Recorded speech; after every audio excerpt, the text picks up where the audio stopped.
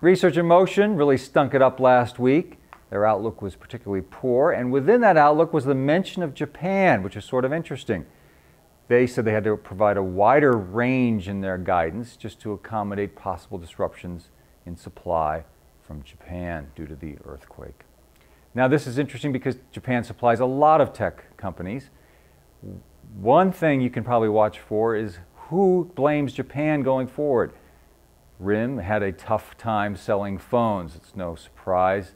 They've fallen behind Apple and a lot of the Android phones. But other companies might not have the same issue. They might not need to blame supplies from Japan.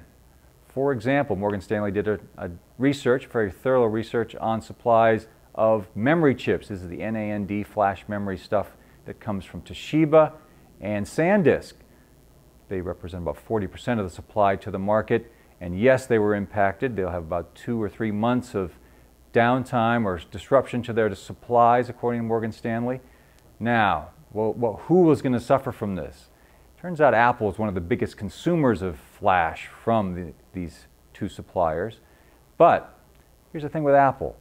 They can hardly make enough products to meet demand.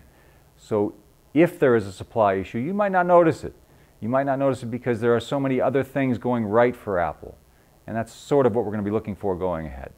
The weak companies looked at Japan for blaming something, and the strong companies might not.